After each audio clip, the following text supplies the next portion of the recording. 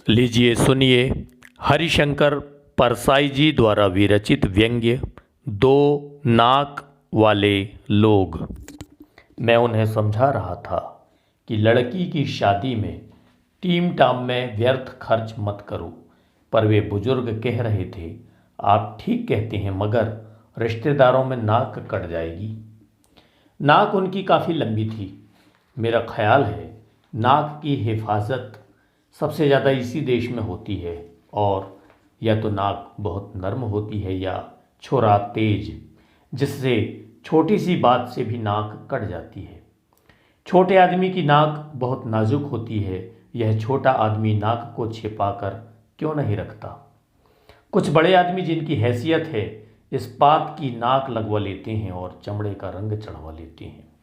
काला बाजार में जेल हो आए हैं, औरत खुलेआम दूसरे के साथ बॉक्स में सिनेमा देखती है, लड़की का सार्वजनिक गर्भपात हो चुका है, लोग उस तरह लिए नाक काटने को घूम रहे हैं, मगर काटें कैसे। नाक तो स्टील की है, चेहरे पर पहले जैसी ही फिट है और शोभा बढ़ा रही है। स्मगलिंग में पकड़े गए हैं, हथकड़ी पड़ी है, बाजार में से ले जाए जा रहे हैं। लोग नाक काटने को उत्सुक हैं, पर वे नाक को तिजोरी में रखकर स्मगलिंग करने गए थे। पुलिस को खिला पिलाकर बरी होकर लौटेंगे और नाक फिर पहन लेंगे।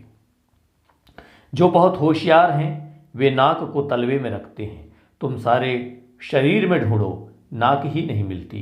नातिन की उम्र की दो लड़कियों से बलात्कार कर चुके हैं, जालसाजी और बैंक को धोखा देने में पकड़े जा चुके हैं। लोग नाक काटने को उतावले हैं, पर नाक मिलती ही नहीं, वह तो तलवे में है। कोई जीव शास्त्री अगर नाक की तलाश भी कर दे तो तलवे की नाक काटने से क्या होता है। नाक तो चेहरे पर की कटे तो कुछ मतलब होता है, और जो नाक रखते ही नहीं हैं उन्हें तो कोई डर ही नहीं है। दो छेद हैं जिनसे सांस ले लेते हैं। कुछ नाकें गुलाब के पौधे की तरह होती हैं, कलम कर दो तो और अच्छी शाखा बढ़ती है और फूल भी बढ़िया लगते हैं। मैंने ऐसी फूल वाली खुशबूदार नाकें बहुत देखी हैं। जब खुशबू कम होने लगती है ये फिर कलम करा लेते हैं, जैसे किसी औरत को छेड़ दिया और जूते खा गए। जूते खा गया जब मुहावरा है, जूते तो मारे जाते हैं, वे खाए कैसे जाते हैं, मगर भारतवासी इतना भूखमरा है कि जूते भी खा जाता है। नाक और तरह से भी बढ़ती है। एक दिन एक सज्जन आए, बड़े दुखी थे, कहने लगे हमारी तो नाक कट गई। लड़की ने भागकर एक विजातीय लड़के से शादी कर ली, हम ब्राह्मण और लड़का कलाल। नाक कट गई। मैंने उन्हें समझाया कि कटी नहीं है, कलम हुई है, 3-4 महीनों में और लंबी बढ़ जाएगी। 3-4 महीने बाद वे मिले तो खुश थे, नाक भी पहले से लंबी हो गई थी। मैंने कहा नाक तो पहले से लंबी मालूम होती है। वे बोले हाँ, कुछ बढ़ गई है। काफ़ी लोग कहते हैं आपने बड़ा क्रांतिकारी काम किया, कुछ बिरादरी वाले भी कहते हैं इसलिए नाक बढ़ गई है। कुछ लोग मैंने देखे हैं जो कई साल अपने शहर की नाक रहे हैं, उनकी नाक अगर कट जाए तो सारे शहर की नाक कट जाती है। अगर उन्हें संसद का टिकट न मिले तो सारा शहर नकटा हो जाता है। पर अभी मैं एक शहर गया तो लोगों से पूछा फलां साहब के क्या हाल हैं, वे इस शहर की नाक हैं।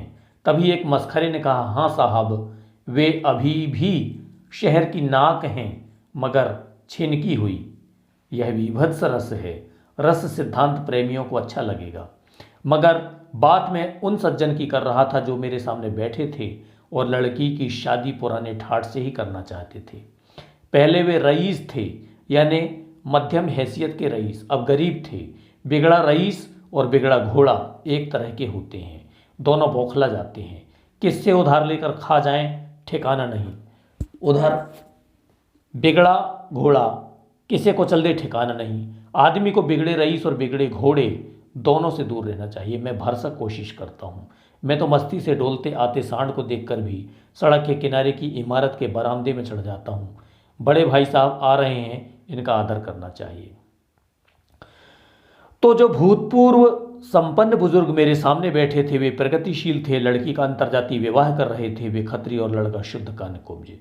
वे खुशी से शादी कर रहे थे, पर उनमें विरोधाभास यह था कि शादी ठाठ से करना चाहते थे। बहुत लोग एक परंपरा से छुटकारा पा लेते हैं पर दूसरी से बंधे रहते हैं। रात को शराब की पार्टी से किसी ईसाई दोस्त के घर से आ रहे हैं, मगर रास्ते में हनुमान का मंदिर दिख जाए तो थोड़ा तिलक भी सिंदूर का लगा लेंगे। मेरा एक घोर नास्तिक मित्र था। हम घूमने निकलते तो रास्ते में राम मंदिर देखकर वे कह उठते, हरे राम। बाद में पछताते भी थे। तो मैं उन बुजुर्ग को समझा रहा था, आपके पास रुपये हैं नहीं, आप कर्ज लेकर शादी का ठाट बनाएंगे, पर कर्ज चुकाएंगे कहाँ से? जब आपने इतना नया कदम उठाया है कि अंतर्जातीय विवाह कर रहे हैं तो विवाह भी नए ढंग से कीजिए। लड़का कान्य कुब्ज का है, बिरादरी में शादी करता तो कई हजार उसे मिलते। लड़के शादी के बाजार में मवेशी की तरह बिकते हैं। अच्छा मालवी बैल और हरियाणा की भैंस ऊंची कीमत पर बिकती है। लड़का इतना त्याग तो लड़की के प्रेम के लिए कर चुका, फिर भी वह कहता है अदालत जाकर शादी कर लेते हैं, बाद में एक पार्टी कर देंगे। आप आर्य समाजी हैं, घंटे भर में रास्ते में आर्य समाज मंदिर में वैदिक रीति से शादी कर डालिए, फिर 300-400 रुपयों की एक पार्टी दे डालिए। लड़के को एक पैसा भी नहीं चाहिए, लड़की के कपड़े वगैरह मिलाकर शादी 1000 में हो जाएगी। वे कहने लगे, बात आप ठीक कहते हैं, मगर रिश्तेदारों को तो बुलाना ही पड़ेगा। फिर जब वे आएंगे तो इज्जत के ख्याल से सजावट, खाना, भेंट वगैरह देनी होगी। मैंने कहा, आपका यहाँ तो कोई रिश्तेदार है नहीं। वे हैं कहाँ? उन्होंने जवाब दिया, वे पंजाब में हैं, पटियाला में ही 3 करीबी रिश्तेदार हैं, कुछ दिल्ली में है, आगरा में है। मैंने कहा, जब पटियाला वाले के पास आपका निमंत्रण पत्र पहुँचेगा तो पहले तो वह आपको 10 गालियाँ देगा। मई का यह मौसम, इतनी गर्मी, लोग तड़ा लू से मर रहे हैं, ऐसे में इतना खर्च लगाकर जबलपुर आओ, कोई बीमार हो जाए तो और मुसीबत। पटियाला या दिल्ली वाला आपका निमंत्रण पाकर खुश नहीं, दुखी होगा। निमंत्रण पत्र ना मिला तो वह खुश होगा और बाद में बातें बनाएगा, कहेगा आजकल जी डाक की इतनी गड़बड़ी हो गई है कि निमंत्रण पत्र ही नहीं मिला, वरना ऐसा हो सकता था कि हम ना आते।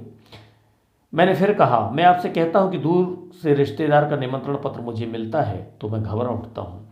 सोचता हूँ जो ब्राह्मण 11 रुपये में शनि को उतार दे, 25 रुपयों में सगोत्र विवाह करा दे, मंगली लड़की का मंगल 15 रुपये में उठाकर शुक्र के दायरे में फेंक दे, वह लग्न सितंबर से लेकर मार्च तक सीमित क्यों नहीं कर देता?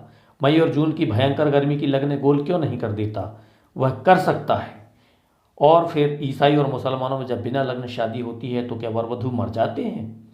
8 प्रकार के विवाहों में जो गंधर्व विवाह है वह क्या है? वह यही शादी है जो आज होने लगी है कि लड़का लड़की भाग कर कहीं शादी कर लेते हैं। इधर लड़की का बाप गुस्से में पुलिस में रिपोर्ट करता है कि अमुक लड़का हमारी नाबालिग लड़की को भगा ले गया है, मगर कुछ नहीं होता क्योंकि लड़की मैट्रिक का सर्टिफिकेट साथ ले जाती है जिसमें जन्म तारीख होती है। वे कहने लगे, नहीं जी, रिश्तेदारों में नाक कट जाएगी। मैंने कहा, पटियाला से इतना किराया लगाकर नाक काटने इधर कोई नहीं आएगा, फिर पटियाला में कटी नाक को इधर कौन देखेगा? काट लें पटियाले में। वे थोड़ी देर गुमसुम बैठे रहे।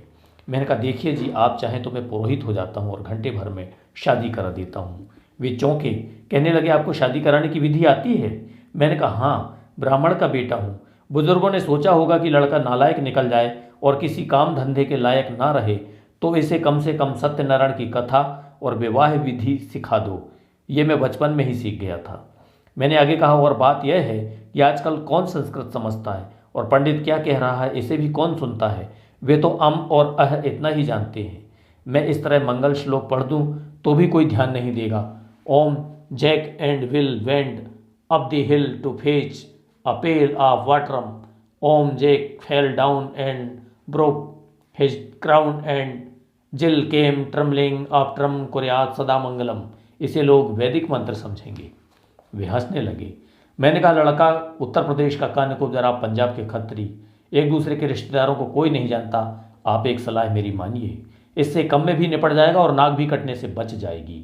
लड़के के पिता की मृत्यु हो चुकी है, आप घंटे भर में शादी करवा दीजिए, फिर रिश्तेदारों को चिट्ठियां लिखिए। इधर लड़के के पिता को दिल का दौरा तेज पड़ा। डॉक्टरों ने उम्मीद छोड़ दी थी, 2-3 घंटे वे किसी तरह जी सकते थे। उन्होंने इच्छा प्रकट की कि मृत्यु के पहले लड़के की शादी हो जाए तो मेरी आत्मा को शांति मिल जाएगी। लिहाजा उनकी भावना को देखते हुए हमने फौरन शादी कर दी। लड़का लड़की वर वधू के रूप में उनके सामने आए, उनके चरणों पर सिर रखे। उन्होंने इतना ही कहा, सुखी रहो, और उनके प्राण पखेरु उड़ गए।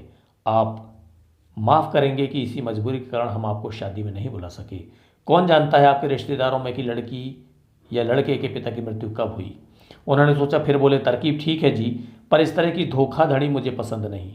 खैर, मैं उन्हें काम का आदमी लगा नहीं। दूसरे दिन मुझे बाहर जाना पड़ा। 2-3 महीने बाद लौटा तो लोगों ने बताया कि उन्होंने सामान और नगद लेकर शादी कर डाली। 3-4 दिन बाद से ही साहूकार सवेरे से तकादा करने आने लगे। रोज उनकी नाक थोड़ी थोड़ी कटने लगी। मैंने पूछा, अब क्या हाल है? लोग बोले, अब साहूकार आते हैं तो यह देखकर निराश लौट जाते हैं कि काटने को नाक ही नहीं बची। मैंने मजाक में कहा, साहूकारों से कह दो कि इनकी दूसरी नाक पटियाला में पूरी रखी है, वहां जाकर काट लो। आप सुन रहे थे परसाई जी द्वारा विरचित व्यंग्य दो नाक वाले